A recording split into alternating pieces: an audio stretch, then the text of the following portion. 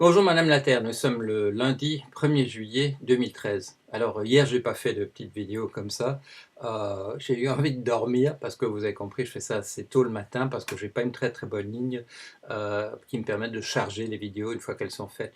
Et donc ça prend énormément de temps parce que je suis en Bretagne. Quand je suis à Bruxelles, voilà, quand je suis à Bruxelles, ça prend 5 minutes de la télécharger. En Bretagne, ça prend plusieurs heures. Mais voilà, je le ferai avec une périodicité qui correspondra, comme je l'ai dit, à mon envie de dire quelque chose. Alors hier, c'était dimanche, mais il y a eu pas mal d'activités sur le net. Bon, il y a pas mal de choses qui se déroulent, mais la principale, sans doute, le scoop, ça a été cette nouvelle que les agences de renseignement américaines opèrent une surveillance des organes de décision de la communauté européenne, des pays individuels, des réunions quand elles se passent aux États-Unis, mais aussi un espionnage systématique des bâtiments dans lesquels se prennent les décisions des communautés européennes, et en particulier l'existence d'une ligne d'espionnage entre les bureaux de l'OTAN qui se trouve un peu en dehors de Bruxelles, à Evere, et les communautés européennes. Alors j'ai aussitôt, dès que j'ai vu ça, c'est le Der Spiegel allemand qui révélait cette information, à partir d'informations, semble-t-il, transmises par Edward Snowden. Alors j'ai fait immédiatement un petit billet en disant qu'effectivement, bon, si les faits étaient reconnus et si de plates excuses étaient présentées et l'assurance que ça ne se reproduirait plus, les choses en resteraient peut-être là. Quand quelqu'un m'a envoyé un mail en disant: vous croyez vraiment que ça va se passer? J'ai dit non. J'ai dit non, mais il faut toujours expliquer dans une situation où on dit il va se passer des choses terribles, il faut toujours expliquer quelle est la porte de sortie éventuelle. Est-ce que ça me fait penser que c'est celle-là qui sera adoptée? Non, parce que mon paragraphe suivant parlait de l'attitude jusqu'ici, et la première réaction qui vient de l'ODNI, qui est l'organe de supervision de tous les organismes de surveillance, d'intelligence, d'espionnage aux États-Unis. Sa première réponse a été de dire que tout le monde est au courant de ce type d'activité, de la manière dont nous le faisons, qui est d'ailleurs la manière que tout le monde fait par ailleurs. Ce qui ça ne sonne pas comme de plates excuses, ni même d'aller dans cette direction-là. C'est de dire, nous faisons ce que nous voulons, et vous n'avez qu'à vous en tenir là. Alors, est-ce que ça va améliorer ou endommager les relations entre l'Europe et les États-Unis? Si on était optimiste, on se dirait que oui. Optimiste, pourquoi? Parce que ça voudrait dire qu'il y a un certain, comment dire, qu'on fait un peu attention quand même à des questions comme des questions de loyauté, d'honnêteté, comment dire, de confiance entre partenaires. Sinon, non, ça veut dire que simplement c'est la réelle politique qui apparaît en surface, et qu'on nous dit que ce n'est pas négociable. Bon, ce ne serait pas propre aux États-Unis, c'est comme ça que la plupart des pays font, mais parfois quand les gens sont pris red-handed, quand ils sont pris la main dans le sac, parfois ils se sentent obligés de faire un petit peu machine arrière. On n'a pas l'air d'en prendre le chemin. Ceci dit, il y a un certain nombre de personnes qui sont opposées à ce grand traité de libre-échange entre les États-Unis, le traité atlantique entre les États-Unis et l'Europe qui est en préparation. Un certain nombre d'adversaires de ça sont tout de suite montés au créneau pour dire ça met en question, ça remet en question cette possibilité même. Jean-Luc Mélenchon l'a fait en France, Cohn-Bendit l'a fait, il a répondu directement, je crois, si j'ai bon souvenir, au Der Spiegel, en disant que ça remet en question ces négociations-là si on ne peut pas faire confiance aux gens avec qui nous avons affaire, ce qui paraît une bonne réaction. Ceci dit, est-ce qu'on a les moyens en Europe de se passer de la machine de guerre américaine, parce que c'est bien de ça qu'il s'agit, même si c'est une guerre où nous sommes considérés comme au rang numéro 3, c'est-à-dire comme faisant partie des gens auxquels on ne peut pas vraiment faire confiance. Ils ont quand même un petit cercle de gens à qui ils font confiance, apparemment, qui sont la Grande-Bretagne, la Nouvelle-Zélande, le Canada et l'Australie.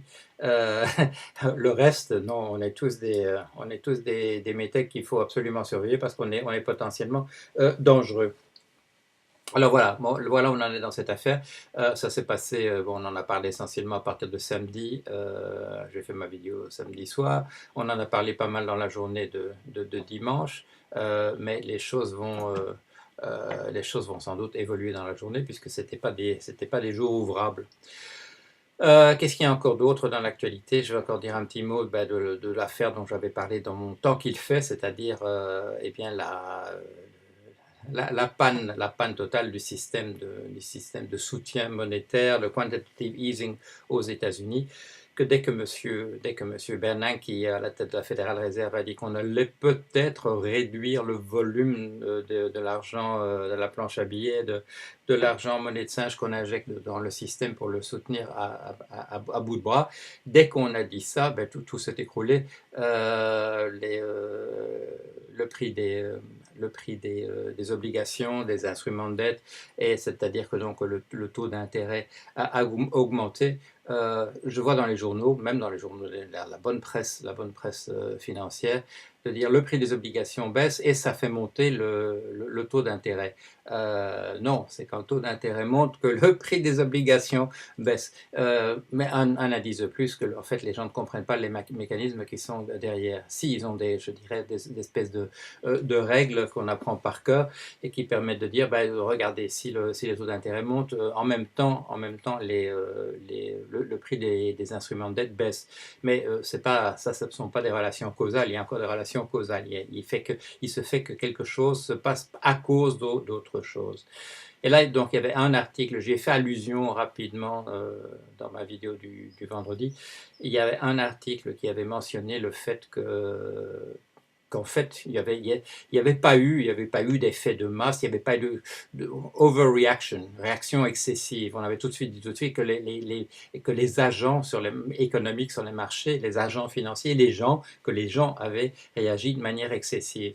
En fait, moi, je me méfie toujours de ces explications en termes de psychologie. Vous ne me verrez jamais parler de mimétisme, d'effet de foule, de ceci ou ça, de psychologie élémentaire, parce qu'à mon avis, ça ne joue pas. Ça joue pas. Il y a des mécanismes économiques qui sont des mécanismes économiques de structure, et ce sont ceux-là qui, en fait, décident de ces effets.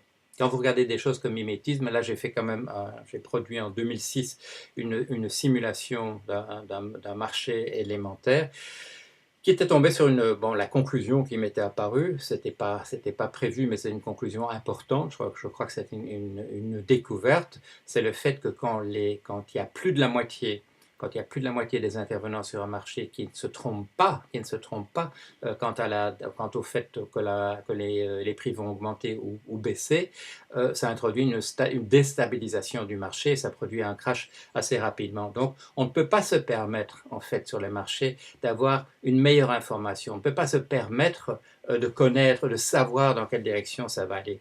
Et mon explication comment dire, de l'inclination, de la tendance des algos, des robots qui sont sur les marchés à les faire cracher, je crois lié au fait que par l'exploration qu'ils arrivent à faire en annulant un certain nombre de tentatives de prix qu'ils envoient, ils arrivent en fait à cartographier très bien l'espace et ils arrivent à prendre des décisions qui ne sont plus à pile ou face, qui sont meilleures que pile ou face. Et ça je dirais, c'est la conséquence de la découverte que j'ai faite dans ce papier.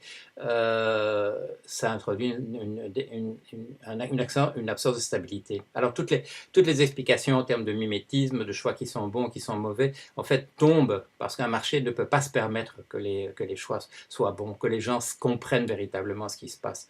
Il faut que les effets statistiques annulent les bonnes décisions et les mauvaises décisions. Alors dans ce cas-là, si les gens, il y a quelques personnes sans doute qui sont de très très bons intuitifs, qui arrivent à intégrer pratiquement toute l'information et à prendre des décisions qui ne sont pas à pile ou face. Mais sinon, non, c'est pas comme ça que ça se passe.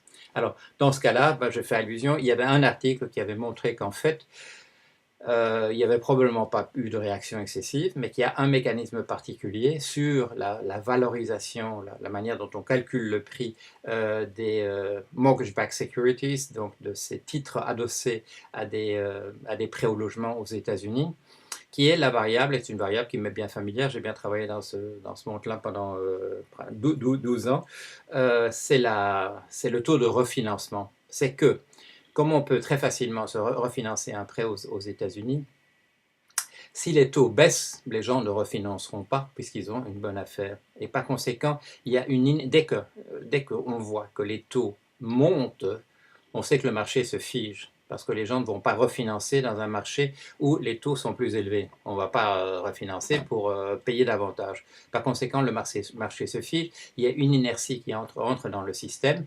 Et comme M. Bernanke avait dit que c'était au premier trimestre de l'année prochaine qu'on allait vraiment réfléchir, etc. Dans ce qu'on appelle sur les marchés à terme, eh bien, il y a des gens qui sans doute quelque part qui ont introduit cette date dans le système et tout ça suffit à faire dégringoler le prix des obligations, faire augmenter le taux des taux d'intérêt et faire baisser le prix des actions sur le marché des actions sans devoir faire introduire des notions de psychologie individuelle, de mimétisme et compagnie. Tout ça, en fait, à mon avis, ne joue pas. Et quand ça joue, ça fait cracher le système très très rapidement et par conséquent, ça ne peut pas intervenir très très longtemps. Voilà, quelques remarques pour un lundi matin. Il y aura sûrement des choses à dire demain. On va voir. S'il n'y en a pas, eh bien, j'interviendrai mercredi ou jeudi. Bon, on verra.